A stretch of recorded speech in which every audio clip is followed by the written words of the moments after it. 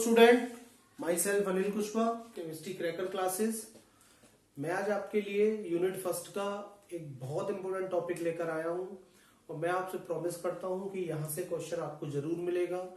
BSc third year का unit first है ये आपका इनऑर्गेनिक केमिस्ट्री का फर्स्ट पेपर जो है आपका।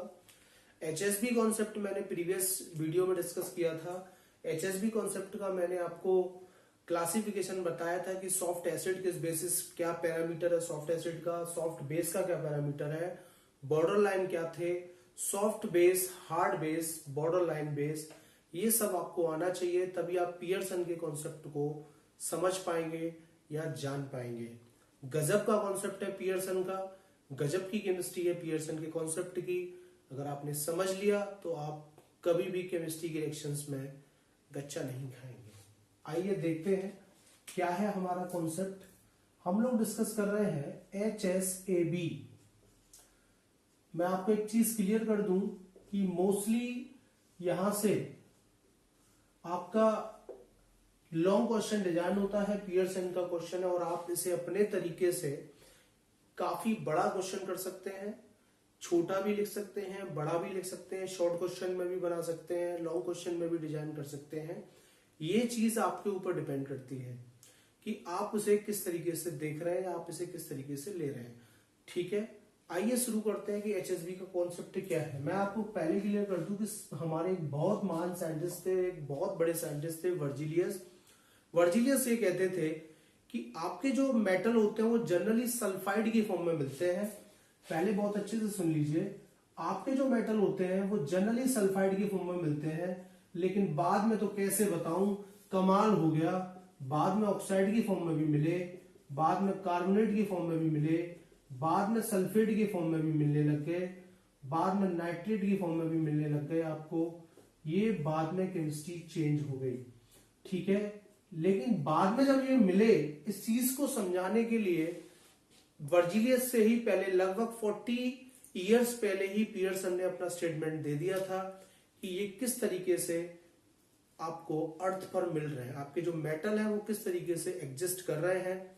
ठीक है, आइए शुरू करते हैं पियर्सन का कॉन्सेप्ट। बड़ा गजब का कॉन्सेप्ट है पियर्सन का, ठीक है।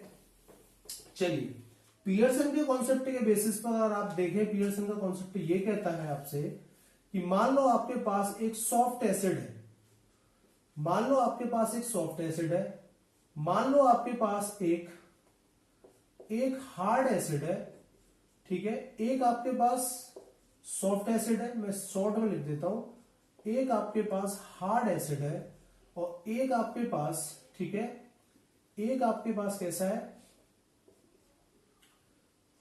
सॉफ्ट बेस है, ठीक है। एक आपके पास सॉफ्ट बेस है और एक आपके पास हार्ड बेस है, ठीक है। एक आपके पास हार्ड बेस है। पियर्सन का जो कॉन्सेप्ट है वो ये कहता है कि आप किसी का भी किसी से रिएक्शन कराइए, मुझे उससे कोई लेना देना नहीं है। मेरी बात फिर सुनिए, आप किसी भी एसिड का किसी से भी रिएक्शन कराइए, किसी भी बेस का किसी एसिड से रिएक्शन कराइए, मेरा इन सब बातों से कोई लेना देना नहीं है। पियर्सन का एचएसबी कॉन्सेप्ट ये कहता है कि वही कंपाउंड स्टेबल होंगे, वही कंपाउंड एग्जिस्ट करेंगे जो सॉफ्ट एसिड सॉफ्ट बेस के साथ रिएक्ट करेगा, soft base hard acid hard base के साथ इंटरेक्ट करेगा, सॉफ्ट एसिड सॉफ्ट बेस के साथ इंटरेक्ट करेगा। केवल वही कंपाउंड आपके स्टेबल होंगे, केवल वही कंपाउंड आपके एग्जिस्ट होंगे, ठीक है। आइए पहले से नोट कर लेते हैं।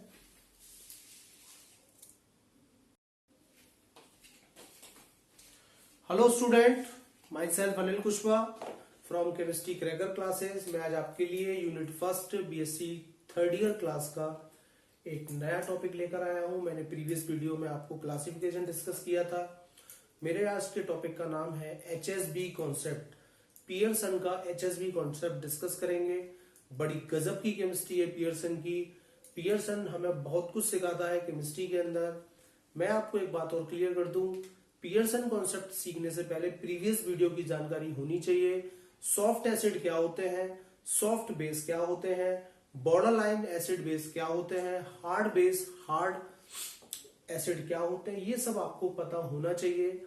मैं आपको फिर क्लियर कर देता हूं बीएससी में तमाम स्टूडेंट हिंदी मीडियम में भी होते हैं, तमाम स्टूडेंट इंग्लिश मीडियम में भी होते हैं। मैं आपसे प्रॉमिस कर रहा हूं, जब आप इस वीडियो को देख लेंगे, आप जब अपनी बुक से पढ़ेंगे, चाहे वो हिंदी मीडियम में हो या इंग्लिश मीडियम में हो, उनको परेशानी नहीं होगी, क्योंकि मैं दोनों स्टूडेंट्स के हिसाब से ही अपने लेक्चर को डिलीवर कर रहा हूँ। हिंदी मीडियम वालों को भी समझ में आए, इंग्लिश मीडियम वालों को भी समझ में आए। और मैं एक चीज और क्लियर कर दूं कि यहां से क्वेश्चन जरूर आएगा, 100% क्वेश्चन आने की प्रोबेबिलिटी है। शॉर्ट क्वेश्चन हो सकता है, लॉन्ग क्वेश्चन हो सकता है, वो एक अलग चीज है। क्वेश्चन जरूर आएगा। आप प्रीवियस ईयर्स के क्वेश्चन जरूर देखें, प्रीवियस ईयर्स के क्वेश्चन जरूर करें, ठीक है। 3 ही टॉपिक है इस यूनिट में ज्यादातर, एक क्लासिफिकेशन एचएसबी का, एक कॉन्सेप्ट है पियर्सन का, और एक सिम्बायोसिस की थ्योरी है, और कुछ ज्यादा नहीं है। आइए स्टार्ट करते हैं, समझते हैं क्या है पियर्सन का कॉन्सेप्ट।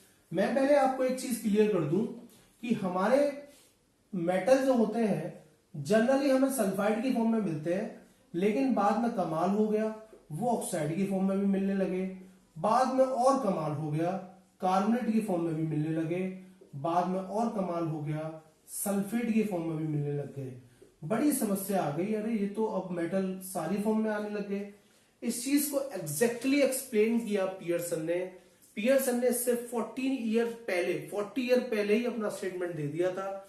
पियर्सन का कॉन्सेप्ट ये कहता था आपसे, मैं बड़ी गजब की बात आपको बता रहा हूं, पियर्सन का कॉन्सेप्ट आपसे ये कहता था, मान लो आपके पास कोई ए कंपोनेंट है, आपके पास कोई एक बी कंपोनेंट है, और ठीक है, आपके पास ए कंपोनेंट है, एक आपके पास बी कंपोनेंट है। ए के अंदर एक तो है सॉफ्ट एसिड और उसके साथ कंबाइंड है हार्ड बेस, उसके साथ कंबाइंड है हार्ड बेस। बी के पास है आपका हार्ड एसिड और उसके साथ है एक सॉफ्ट बेस, ठीक है। ये शॉर्ट में मैंने लिख दिया, सॉफ्ट एसिड ऐसे कर दिया है, हार्ड बेस मैंने एचबी कर दिया है, हार्ड एसिड मैंने एचए कर दिया है, और सॉफ्ट बेस मैंने एसबी कर दिया है। तो अकॉर्डिंग टू पियर्सन का कॉन्सेप्ट ये कहता है कि किसी भी कंपाउंड की स्टेबिलिटी आपको पता करनी है, या कोई भी रिएक्शन पॉसिबल होगी या नहीं होगी, कोई भी कॉम्प्लेक्शन फॉर्मेशन होगा नहीं होगा, या कोई भी कंपाउंड एग्जिस्ट होगा नहीं होगा, आप पियर्सन कॉन्सेप्ट से पता कर सकते हैं।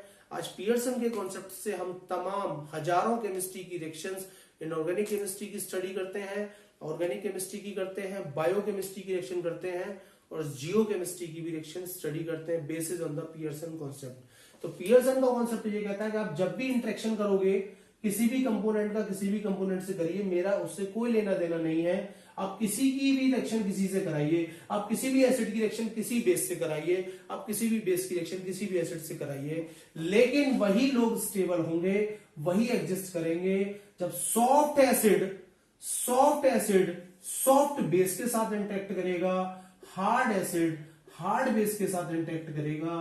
केवल वही रिएक्शन पॉसिबल होंगी, केवल वही कंपाउंड एग्जिस्ट होंगे, केवल वही कंपाउंड्स आपके फॉर्मेशन करेंगे।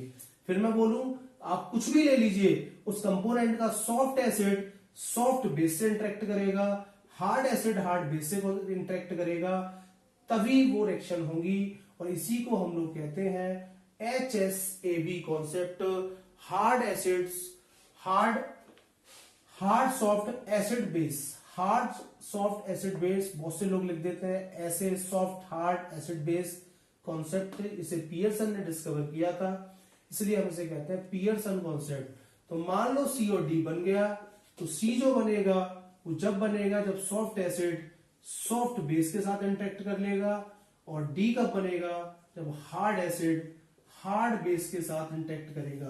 तो this is the concept of Pearson.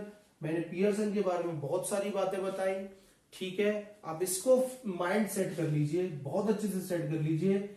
Soft acid, ठीक है, soft acid hard base, hard acid soft base, कब होगा? सॉफ्ट एसिड तो सॉफ्ट बेस से इंटरेक्ट करेगा, हार्ड एसिड हार्ड बेस से करेगा, तो आपको मिलेगा SaSb प्लस HaHb। क्लियर हो रही है मेरी बात? यही स्टेबल होंगे, यही मॉलिक्यूल, ये जो भी कंपाउंड्स आपके बनेंगे यही स्टेबल होंगे। ऐसा बिल्कुल नहीं होगा कि ऐसे की रिएक्शन आपने Hb से करा दी मान लो, और Ha की रिएक्शन आपने Sb से करा ली, लेकिन मिला कुछ नहीं, कुछ ऐसा मिला आपको, मान लो कुछ ऐसा मिला, Hb मिल गया, मान लो आपको Hb मिल गया, या आपको मान लो Ha के साथ Sb मिल गया, नहीं, ये सॉफ्ट एसिड है, ये हार्ड बेस है, नहीं, ये कंपाउंड अनस्टेबल होंगे। मान के चलिए स्टेबल क्या, ये तो एग्जिस्ट ही नहीं करेंगे, ठीक है, मान के चलिए ये तो कंपाउंड एग्जिस्ट ही नहीं करेंगे, क्योंकि ये पियर्सन के कॉन्सेप्ट को फॉलो ही नहीं करते हैं, ये पियर्सन के कॉन्सेप्ट को फॉलो नहीं करते हैं। पियर्सन के हिसाब से तो बस वही होगा जब सॉफ्ट एसिड सॉफ्ट बेस से इंटरेक्ट करना चाहिए, हार्ड एसिड हार्ड बेस से इंटरेक्ट करना चाहिए, वही रिएक्शन हो सकती है। आइए एप्लीकेशन स्टार्ट करते हैं।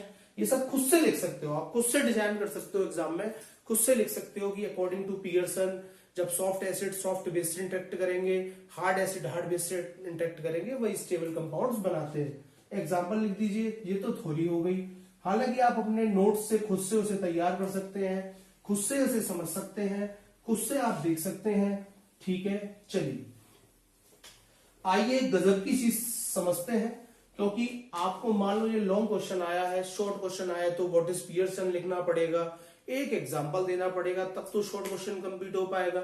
मान लो लॉन्ग क्वेश्चन की फॉर्म में आया है तो पियर्सन का कॉन्सेप्ट कम से कम 4 to 5 एग्जांपल देने पड़ेंगे, तब आपका लॉन्ग क्वेश्चन डिजाइन हो पाएगा और लिखना पड़ेगा, तब जाकर मार्क्स मिल पाएंगे, ठीक है। मैं समझाता हूं कि क्या लिखना है। एप्लीकेशन स्टार्ट करते हैं, यूज ऑफ HSB कॉन्सेप्ट का, ठीक है, यूज स्टार्ट करते हैं, ठीक है। सबसे पहले यूज में मेरे पास आता है कि मान लो आपसे कोई ये कहता है कि एक एसिड है मेरे पास, एक बेस से रिएक्ट कराई तो उसने एक AB कॉम्प्लेक्स बनाया, ठीक है, उसने एक AB कॉम्प्लेक्स बनाया, आई एम वेरी सॉरी, उसने एक AB कॉम्प्लेक्स बनाया, लेकिन ये नहीं आप पता कर सकते हैं कि जो कॉम्प्लेक्स बना है वो स्टेबल है या अनस्टेबल है, स्थायी अस्थायी कह सकते हैं भाई हिंदी में आप लोग, कि जो बना है वो स्टेबल है या अनस्टेबल है, ये मैं कैसे पता करूं, ये मैं कैसे जानूं। जान सकते हैं आप लोग, कोई दिक्कत नहीं है। मान लो आपके पास एक कंपाउंड तो है Hgi2- और एक कंपाउंड है आपके पास HgF2-, ये दोनों पहले तो देखें कोऑर्डिनेशन कंपाउंड है, दोनों आपके कॉम्प्लेक्स कंपाउंड है। IUPAC नेम मैं नहीं बोलना चाहता क्योंकि मुझे उसकी जरूरत नहीं है, फिर भी आप लिख सकते हैं डाइआइडो सिल्वर अर्जेंटेड, बिकॉज नेगेटिव कॉम्प्लेक्स है तो अर्जेंटेड फर्स्ट, और डाइफ्लोरो सिल्वर फर्स्ट, नहीं ये भी अर्जेंटेड है क्योंकि नेगेटिव कॉम्प्लेक्स है तो डाइफ्लोरो अर्जेंटेड फर्स्ट। हालांकि नेम मेम नहीं बोलने की कोई आवश्यकता। तो मेरे से एक क्वेश्चन आया है, मुझे एक्सप्लेन करना है कि विच कॉम्प्लेक्स आर स्टेबल, कौन सा कॉम्प्लेक्स स्टेबल होगा सर, कौन सा कॉम्प्लेक्स फॉर्म्ड होगा, कौन सा कॉम्प्लेक्स बनेगा और कौन सा कॉम्प्लेक्स नहीं बनेगा। चलो देख लेते हैं कि ये दोनों जब जिसने कॉम्प्लेक्स बनाए होंगे तो कैसे बनाए होंगे। उसने एक Ag+ लिया होगा, उसने आयोडीन की रिएक्शन कराई होगी, तब जाकर Agi2 उसका फॉर्म्ड हुआ होगा, एम आई राइट। अगर नीचे वाला दूसरा वाला बनाया होगा तो Ag+2F- लिया होगा, तब जाकर ये कॉम्प्लेक्स बना होगा। बिल्कुल सही कह रहा हूं, लेकिन मैं कैसे पता करूं कि कौन स्टेबल है कौन अनस्टेबल है, या कौन एग्जिस्ट करेगा या कौन एग्जिस्ट नहीं करेगा। एग्जाम्पल चल रहे हैं, आप इन्हीं के ऊपर बना के लिख सकते हैं चीजों को। आप क्लासिफिकेशन में जाइए, जरा क्लासिफिकेशन में जाइए। Ag जो Ag+ है ये आपका सॉफ्ट एसिड है, आप देख सकते हैं अपनी बुक्स में, देख सकते हैं आप अपने मेरे प्रीवियस वीडियो में देख सकते हैं कि ये आपका कौन है, Ag+ सॉफ्ट एसिड है। आयोडीन जो है आपका, मेरे बच्चे आखिरकार कैसे बता दूं, ये आपका कौन है, सॉफ्ट बेस, ये कौन है, सॉफ्ट बेस। Ag+ कौन है, नीचे आ जाइए, ये भी आपका कौन है, सॉफ्ट एसिड। लेकिन फ्लोरीन कौन है आपका, हार्ड बेस। आपके साथ बात समझ में आ चुकी होगी, क्योंकि जब इन दोनों को फॉर्मेशन की बात कर रहा हूं करेंगे तो सर Ag+ ने आयोडीन से रिएक्शन की तो Agi2 बनाया। ये पियर्सन के कॉन्सेप्ट को फॉलो कर रहा है सर, ये पियर्सन की बात मानता है, क्योंकि सॉफ्ट एसिड सॉफ्ट बेस से इंटरेक्ट करके Agi2 टाइप का एक कॉम्प्लेक्स बनाता है, और ये कॉम्प्लेक्स सर मैं गारंटी से कह सकता हूं स्टेबल होगा, जिंदा होगा और इस धरती पे मिलेगा। इस टाइप के कंपाउंड्स बनेंगे, एग्जिस्ट करेगा, लेकिन नीचे वाला नहीं करेगा, क्योंकि ये कॉम्प्लेक्स तो पैदा ही नहीं होगा। ये एग्जिस्ट ही नहीं होगा, और ये कैसा होगा, अनस्टेबल होगा। क्यों? क्योंकि ये पियर्सन के कॉन्सेप्ट को फॉलो ही नहीं करता। आप देख लें, ये सॉफ्ट एसिड है, ये हार्ड बेस है, और मेरे पियर्सन का कॉन्सेप्ट फेल हो गया, क्योंकि पियर्सन का कॉन्सेप्ट क्या था, सॉफ्ट एसिड सॉफ्ट बेस से रिएक्ट करेगा, हार्ड एसिड हार्ड बेस से रिएक्ट करेगा, और वो आपके कॉन्सेप्ट समझ में आता है। तो एक एप्लीकेशन आप ये देकर आप एक्सप्लेन कर सकते हैं, समझा सकते हैं किसी को भी।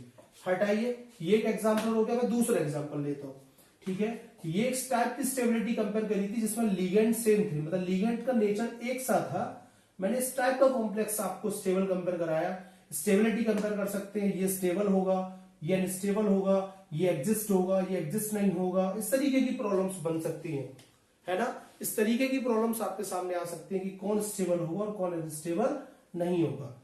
हटा देते हैं, चलिए शुरू करते हैं। चलिए पॉज करके आप आराम से नोट कर लीजिएगा, पॉज करके, ठीक है। चलिए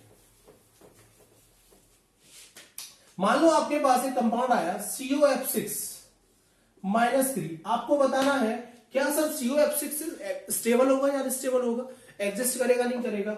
चलो देख लेते हैं। COF3, ठीक है, और 6F- ये दिया होगा, तब ये बना होगा COF6-, यही तो होगा। मान लो मेरे पास होता COI3, I6-3 होता, मान लो, तो ये कैसे बना होता, CO+3 6I-, और ये इंटरेक्ट करके बनाता COI6-, ये बनता। आपको पता है ये कैसा है, ये तो सर हार्ड बेस है, ये कैसा है, ये तो सर सॉफ्ट बेस है, और ये कैसा है, ये हार्ड एसिड है। ये कैसा है, ये हार्ड एसिड है। कोबाल्ट CO+3, ये भी हार्ड आपका एसिड है। अब आपकी चीजें समझ में आती है, sir hard acid hard base से कर रहा है, ये एग्जिस्ट करेगा, ये स्टेबल होगा, नीचे वाला सर नहीं होगा, क्योंकि ये पियर्सन के कॉन्सेप्ट को फॉलो नहीं करता। CO+3 का नेचर हार्ड है, और I- का नेचर कैसा है, सॉफ्ट नेचर है, वो इंटरेक्ट नहीं करेगा, क्योंकि ये पियर्सन के कॉन्सेप्ट को फॉलो नहीं करता। आया समझ में? ऐसे इसके ऊपर भी आप राइटिंग करके अपनी बातों को लिख सकते हैं, समझ सकते हैं। पॉज करके नोट कर लीजिए, फिर मैं आगे बोलता हूं।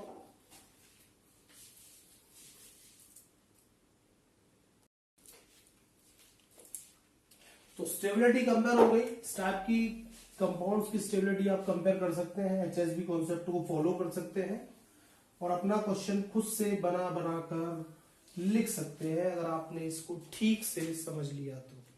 ठीक है, आइए एक और क्वेश्चन करते हैं थोड़ा सा। एक तो मेरे पास CONH3 का होल 5F-2 है, मान लीजिएगा, ठीक है, और एक कॉम्प्लेक्स है मेरे पास CONH3 का होल 5I-2। दोनों एक कॉम्प्लेक्स आपको दिखाई देते होंगे, दोनों कॉम्प्लेक्स में डिफरेंट लिगेंड प्रेजेंट है, सेंटर मेटल CO है, आपको दिखाई देता होगा। लेकिन इस बार दोनों कॉम्प्लेक्स में आपको यह देखना है कि कौन सा कॉम्प्लेक्स स्टेबल होगा और कौन सा कॉम्प्लेक्स अनस्टेबल होगा, कौन सा कॉम्प्लेक्स एग्जिस्ट करेगा और कौन कॉम्प्लेक्स एग्जिस्ट नहीं करेगा। स्टेबिलिटी भी कंपेयर कर सकते हैं आप लोग डिफरेंट लिगेंड को लेकर। ये मेरा दूसरा एप्लीकेशन है पियर्सन का, स्टेबिलिटी कंपेयर कर रहे हैं जब हम डिफरेंट लिगेंड्स ले रहे हैं। मैंने इससे पहले जो स्टेबिलिटी कंपेयर करी थी वो मैंने सेम लिगेंड को लेकर कंपेयर करी थी। मैं इस बार डिफरेंट लिगेंड्स को लेकर कंपेयर करता हूं। आइए शुरू करते हैं। मैंने जैसे कि कहा है आपसे, आपको ये तो पता होना चाहिए कि भाई कौन क्या है। CO इसके अंदर ऑक्सीडेशन स्टेट +3 एग्जिस्ट करता है। आप लोग ये चीज बहुत आराम से देख सकते हैं कि CO+3 इसमें +3 ऑक्सीडेशन स्टेट एग्जिस्ट करता है। आप देख लें, आप निकाल लें ऑक्सीडेशन स्टेट अपना, आराम से निकाल लें, ठीक है। आई एम वेरी सॉरी, यहाँ +2 चार्ज आएगा, मैंने नेगेटिव चार्ज लगा दिया कॉम्प्लेक्स पर, ठीक है। चलिए, तो CO+3 है एक तो इस कॉम्प्लेक्स के अंदर जो मेटल है। मेटल तो एसिड होते हैं भाई, मेटल तो एसिड होते हैं। एक इसके अंदर अमोनिया है और एक इसके अंदर F है। इसके अंदर कौन है, CO+3 है, एक अमोनिया है और एक इसके अंदर I- और एक F-। आपको पता है CO+3 का कैसा होगा, हार्ड एसिड होगा। नाइट्रोजन के जो बेस होते हैं वो भी सब कौन होते हैं, हार्ड बेस होते हैं। और fluorine less size high electronegativity, ये भी हार्ड बेस होगा आपका। आ रही है मेरी बात समझ में? लेकिन नीचे वाले कॉम्प्लेक्स में ये तो सर हार्ड एसिड ही होगा, ये सर हार्ड बेस होगा, लेकिन कैसे कहूं, आयोडीन की साइज बड़ी है और पोलराइजेशन इसका बहुत कम आएगा। ठीक है, ये कैसा होगा सर? ये सॉफ्ट बेस होगा, लो इलेक्ट्रोनेगेटिविटी है। क्लासिफिकेशन के कंपेयर पे आप कर सकते हैं। सारा डाटा मैंने आपके सामने रख दिया है, आप खुद से कर सकते हैं। सर ये तो हार्ड एसिड है, ठीक है, ये भी हार्ड बेस है, ठीक है, और ये भी हार्ड बेस है। आपको पियर्सन फॉलो होता हुआ दिखता होगा इधर, क्योंकि ये सब के सब एक ही नेचर के हैं। सारे कॉम्प्लेक्स के अंदर जितने भी मेटल और लिगेंड है सब एक ही नेचर से बनकर आए हैं, इसलिए ये तो सर स्टेबल होगा। नीचे वाला स्टेबल नहीं होगा, क्योंकि ये तो आपका हार्ड एसिड है ना, और ये भी आपका हार्ड बेस है, और ये मैं कैसे कह दूं, ये आपका सॉफ्ट बेस है ना, और ये पियर्सन के कॉन्सेप्ट को फेल कर देता है। ये पियर्सन के कॉन्सेप्ट को, आपके वाले कॉन्सेप्ट को फेल कर देता है। तो ये दूसरा एप्लीकेशन था। आप डिफरेंट लिगेंड्स को लेकर भी स्टेबिलिटी कंपेयर कर सकते हैं। फाइनली आप गारंटी से कह सकते हैं सर पहला वाला स्टेबल होगा और यही एग्जिस्ट करेगा, क्योंकि ये पियर्सन के कॉन्सेप्ट को फॉलो करता है। पॉज करके नोट कर लीजिए, आगे मैं दूसरा देखता हूं उसके बाद।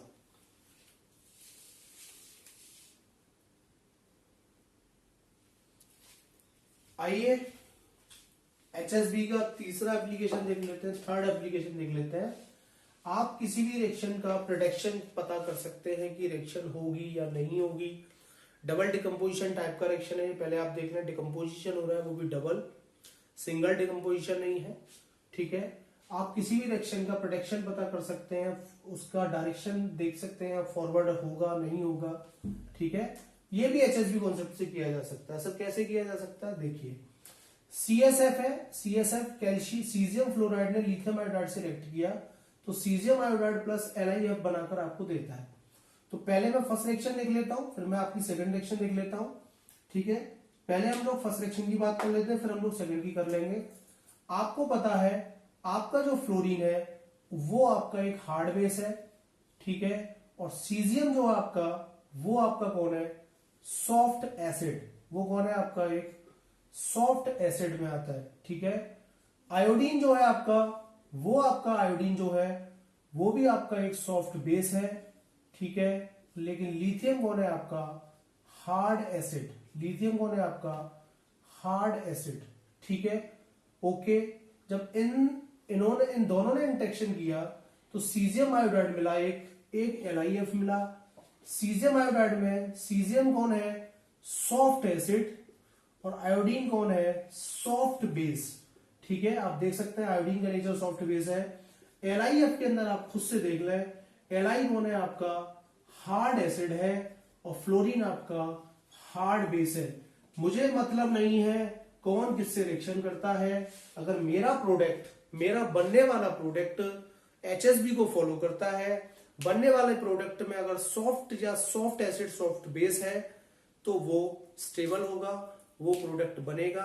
बनने वाले प्रोडक्ट में हार्ड बेस या हार्ड एसिड है तो भी वो स्टेबल होगा और वो पियर्सन को फॉलो करेगा। और फर्स्ट रिएक्शन में ऐसा हो रहा है, फर्स्ट रिएक्शन में ऐसा हो रहा है, आप देख लें, soft acid hard base, hard acid soft base, इन सब ने रिएक्शन किया, आपको मना कर दे दिया। Soft acid soft base, caesium iodide एक सॉफ्ट एसिड सॉफ्ट बेस का कॉम्बिनेशन है, LiF भी आपका हार्ड एसिड हार्ड बेस का कॉम्बिनेशन है। ये रिएक्शन होगी, ये स्टेबल होगा, आप देख सकते हैं। यहां आ जाइए वापस, आयोडीन का नेचर, सर आयोडीन तो सॉफ्ट बेस होगा, आपको मैंने बताया है। ठीक है, फ्लोरीन आपका कौन होगा? सर ये तो हार्ड बेस होगा। ठीक है, मरकरी सॉफ्ट एसिड होगा, और बेरिलियम आपका हार्ड एसिड होगा। कैसा होगा? हार्ड एसिड होगा। जब इन लोगों ने इंटरेक्शन किया तो कुछ प्रोडक्ट बना, एक तो ये बना बेरिलियम फ्लोराइड में, ये तो सर हार्ड एसिड होगा, और फ्लोरीन हार्ड बेस होगा। ठीक है, यहां अगर आप देखें, मरकरी सर सॉफ्ट एसिड होगा और आयोडीन सॉफ्ट बेस होगा, और आपका पियर्सन फॉलो होता है हार्ड एसिड हार्ड बेस मिला, सॉफ्ट एसिड सॉफ्ट बेस मिला, ये स्टेबल होगा, ये कंपाउंड बनेगा। ठीक है, आपको शायद मेरी बात समझ में आती होगी। ये भी आपका एप्लीकेशन है, आप इसे पॉज करके नोट कर लें, खुद से बना के लिख सकते हैं इनके बारे में, ये आप चाहे तो।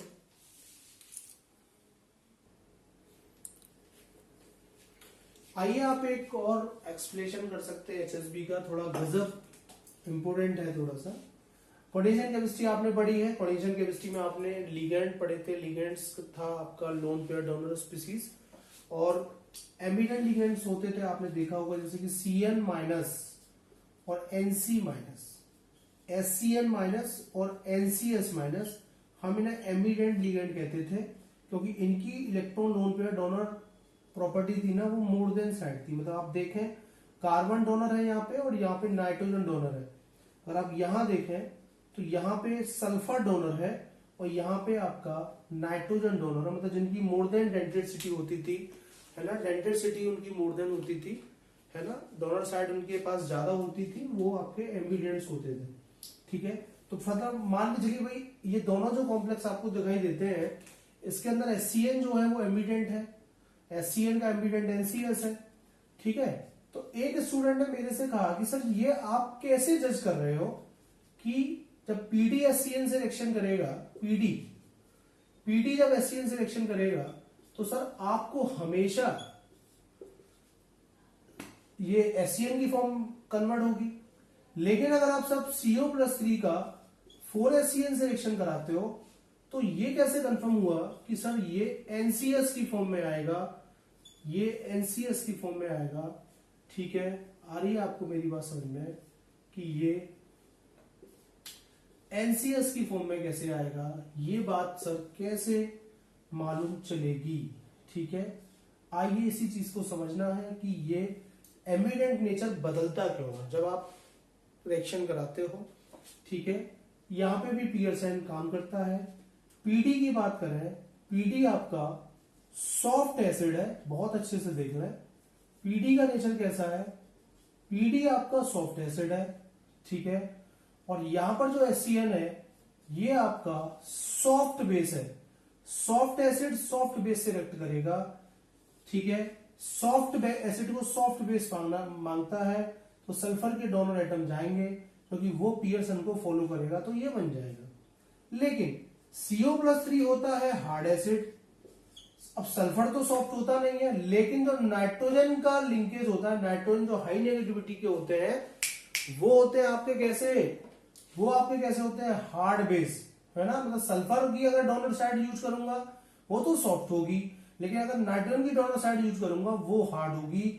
इसलिए नाइट्रोजन की डोनर साइड जाती है मेरे बच्चे, नाइट्रोजन की डोनर साइड जाती है क्योंकि इसका नेचर हार्ड बेस का है और हार्ड एसिड हार्ड बेस से मिलाकर ये स्टेबल कंपाउंड बनाएगा।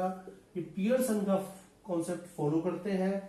आइए एक एप्लीकेशन इसका और है गजब का, उसे देख लीजिए। आप ऐसे ही ये एग्जांपल दे देकर अपने क्वेश्चंस को लॉन्ग कर सकते हैं, आप अपनी बातों को बढ़ा चढ़ाकर और इनके बारे में अच्छा लिखकर बुक्स में से पढ़कर, एग्जाम्पल मैं दे ही रहा हूं, समझ में आपके आ ही रहा होगा, नहीं आ रहा तो कोई बात नहीं है, मेरा काम बस पढ़ाने का है, मैं तो पूरा प्रयास कर रहा हूं। आपने कभी ये सोचा है कि जो और हमारे होते हैं, जो और आपने क्लास 11th में और पढ़े थे आप लोगों ने, आपके जो और होते हैं वो या तो मैग्नीशियम के ओर या कैल्शियम के ओर या एल्युमिनियम के ओर, इनके ओर हमेशा कार्बोनेट की फॉर्म में मिलते हैं, इनके ओर हमेशा कार्बोनेट की फॉर्म में मिलते हैं, एल्युमिनियम के ओर हमेशा ऑक्साइड की फॉर्म में मिलते हैं।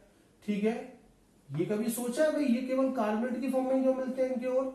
लेकिन आपने देखा होगा, ठीक है, आपने देखा होगा कि आपके सिल्वर के ओर आपको सिल्वर सल्फाइड की फॉर्म में मिलते हैं, मरकरी के जो ओर होते हैं वो मरकरी सल्फाइड की फॉर्म में मिलते हैं, है ना, आपने कभी देखा होगा। लेकिन गजब की बात बताऊं, कॉपर के ओर कॉपर कार्बोनेट की फॉर्म में भी मिलते हैं और सल्फाइड की फॉर्म में भी मिलते हैं। ये क्या चक्कर है सर? इसके तो दोनों नेचर के हैं, ये केवल सल्फाइड की फॉर्म में ही मिलते हैं, ये केवल कार्बोनेट या ऑक्साइड की फॉर्म में मिलते हैं। ये क्या चक्कर है, ये भी एक एप्लीकेशन है पियर्सन का। जो और की अकुरेंस है आप वो पता कर सकते हैं अर्थ पर कैसे होगी। देखिए सीधी सीधी बात है, Mg+2 Ca+2 Al+3 ये सब किस कैटेगरी में आते हैं, ये सब के सब हार्ड बेस है। ये सब के सब कैसे हैं, हार्ड बेस है। ये आप बहुत बहुत अच्छे से जान लें। कार्बोनेट जो है आपका, ऑक्साइड जो है आपका, मैं गलत लिख गया, आई एम वेरी सॉरी, ठीक है। कार्बोनेट जो है आपका, ये सब के सब आपके हार्ड एसिड है। ये भी आपका हार्ड एसिड है और ये भी आपका हार्ड एसिड है। कार्बोनेट और ऑक्सीजन ऑक्साइड जो है आपके, ये सब के सब आपके हार्ड बेस हैं। जब ये अर्थ पर थे तो हार्ड एसिड हार्ड बेस से इंटरेक्ट करेगा, पियर्सन के कॉन्सेप्ट को फॉलो करेगा। जब ये आपस में इंटरेक्ट कर लेते हैं तो ये कार्बोनेट फॉर्म करते हैं। आई मेरी बात समझ में शायद, क्योंकि एल्युमिनियम है ये ऑक्साइड की फॉर्म में क्यों बना, क्योंकि ये भी हार्ड एसिड है और ऑक्साइड जो उसका होता है वो भी हार्ड बेस है, इसलिए ये एल्युमिनियम ऑक्साइड की फॉर्म में ही मिलते हैं। ठीक है, अब इसकी बात कर लेते हैं कि भाई ये सल्फाइड की फॉर्म में क्यों मिलते हैं। अरे सिल्वर का नेचर कैसा होता है, सॉफ्ट एसिड है। मरकरी भी आपका कैसा है, सॉफ्ट एसिड है। लेकिन सल्फर कैसा है आपका, वो आपका सॉफ्ट बेस है। सल्फर कौन है आपका, वो आपका सॉफ्ट बेस है। Ag+ आपका सॉफ्ट एसिड है, ठीक है। मरकरी भी आपका कौन है, सॉफ्ट एसिड है। और सल्फर जो है आपका, वो आपका सॉफ्ट बेस है। और मैं क्या करूं, ये तो पियर्सन का कहना मानते हैं बेचारे, इसलिए ये सल्फाइड की फॉर्म में ही आते हैं, क्योंकि सॉफ्ट एसिड सॉफ्ट बेस से इंटरेक्ट करके सल्फाइड बनाएगा। लेकिन कॉपर तो कार्बोनेट भी बना देता है, सल्फाइड भी बना देता है। आपको पता है कॉपर कहां रहता है, कॉपर बॉर्डर लाइन पर रहता है। और बॉर्डर लाइन पर होने की वजह से वो आधे कुछ कैरेक्टर रखता है सॉफ्ट के और आधे रखता है हार्ड के, इसलिए वो कॉपर कार्बोनेट की फॉर्म में भी मिलता है आपको और सल्फाइड की फॉर्म में भी मिलता है। क्वेश्चन हो सकता था बड़ा प्यारा कि कॉपर कार्बोनेट और सल्फाइड की फॉर्म में ही क्यों मिलता है, अलग अलग उसकी वो आ रहे हैं नेचर, क्योंकि वो बॉर्डर लाइन है। बॉर्डर लाइन की मतलब वो सॉफ्ट और एसिड दोनों को फॉलो कर जाता है, इसलिए ये करता है। ठीक है, आप और खुद से इस क्वेश्चन को पढ़ के इसे और कंप्लीट कर सकते हैं और इसके बारे में और अच्छा अच्छा लिख सकते हैं। क्वेश्चन आप जितना बड़ा लिख देंगे, जितने पेज भर देंगे, आपको उतने मार्क्स आ जाएंगे।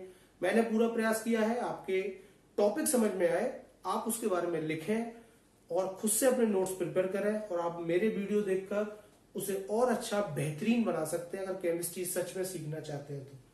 ठीक है, नहीं तो सिंपल तरीका है, याद कर लीजिए, लिखे आइए, हो गया काम, क्वेश्चन तो आना ही आना है। ठीक है, आज के लिए इतना ही। यूनिट का एक टॉपिक और रह गया है, सिम्बायोसिस। बाकी का इस टॉपिक में कुछ भी पढ़ने का नहीं है, आप पढ़कर अपना समय खराब ना करें। नॉलेज के लिए आप जरूर पढ़ें, जो पढ़ना चाहते हैं उसके लिए आप फ्री हैं, स्वतंत्र। ठीक है।